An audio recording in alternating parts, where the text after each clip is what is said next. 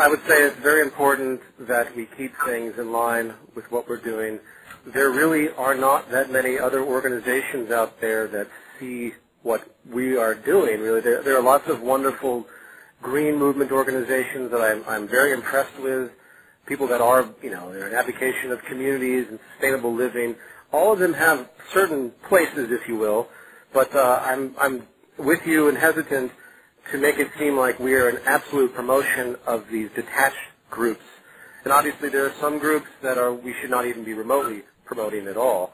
Any kind of radical monetary reform group, I'm not interested in monetary reform, except in the sense of such a radical reform that none of these people would talk about. I don't care about people talking about ending the Federal Reserve anymore because it's not going to do anything. So I agree with you, and I won't belabor it. But anyone out there that has a chapter that has another organization that they've found that they feel will represent a little bit or a sub-aspect of what we talk about, use your judgment and let Gilbert, myself, or Jen Wilding know if you're a domestic U.S. state chapter, and ask what we think of it, because we want to be careful not to misguide people. A lot of people have already been using our name and the Venus Project's name for misguided purposes, taking donations. There's a lot of stuff like that happening, so we do have to be careful. We're not trying to limit information. We're not censoring anything. We do want to keep things in line so people understand very, very clearly what we're doing. And based as you've listened, Gilbert, I still get tons of emails every week and questions about people that assume we are building some kind of commune city. So obviously, this information isn't permeating, at least the new members, obviously. So, anyone that's an advocation of sustainable living, that's very different from advocation of trying to build some place where everyone can go and hide from the collapsing world. So anyway, I'll leave it at that. But thank you. That's fine. Thanks for adding on that. Yeah, I can imagine all the emails you get with people getting their ID, and that's the only reason why I brought this specific issue up. I know that the chapters that have these projects ongoing are really, they're well-intentioned, and we're definitely not saying this is some evil that we want to ban from the website.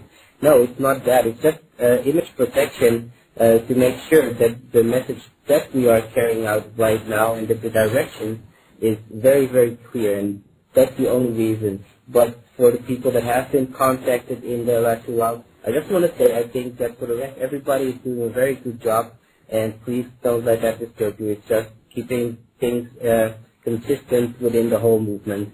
So I guess that concludes that topic. Good. Also, what I wanted to talk about, since I haven't had a chance on the radio show, is besides D-Day 2010, which you can go into in a minute, we're working on a chapters project called World Hunger Can Be Solved.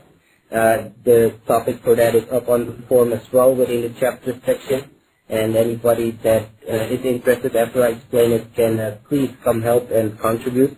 The basic outline and idea of the project is to hold a promotional campaign with all the chapters around the world. This will consist of flyering, handing out packages, and basically focusing the attention of the population or the target audience on the fact that the current monetary solutions being proposed to end world hunger are, not the best way to go, to put in a very subtle way, but that rather the use of the correct technology would be a much more sane solution. And the project is certainly not an attempt to end world hunger, although of course that would be a nice outcome. It's purely a Zeitgeist Movement promotional campaign, making sure people know that there are people around here working in a direction that can support such a change in the system, technologically providing people with the right amount of resources instead of doing it on a monetary basis, trying to buy food for countries while the whole system that is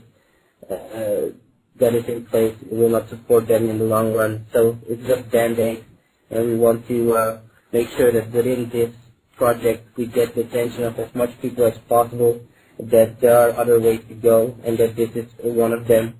and that they can contribute by joining us in the movement. Just want to clarify on that. Sorry, that sounded a bit big.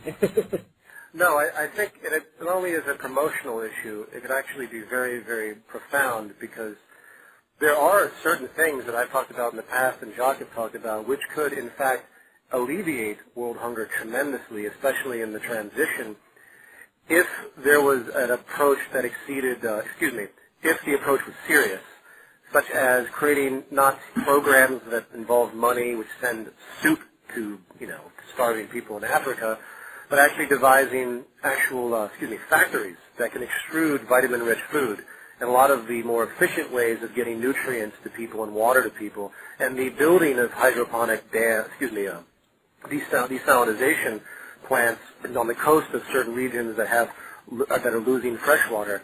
This could be actually a very profound program if it moves forward and we get enough interest as a subsect, because there really is the possibility of solving this, but it can't be done in a monetary system. That's the problem.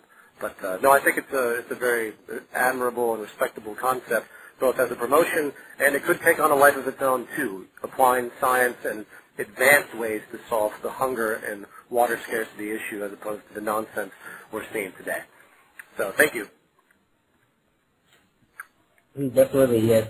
I mean, it's just we'll see how it grows and how it's going to work out. Obviously, the concept initially is for the promotional part of it, but hey, we never know what kind of audience we can attract with it, and perhaps we can continue and start collecting scientific data or proposals, concepts for new technology or existing technology and how we can utilize it to end hunger. So yeah, I think it will be a very interesting project for next year. And having said that, I think that 2010 will be a very active year for the movement. We obviously have Z-Day 2010 coming up, and I'm pretty sure that there will only be an increase of projects coming.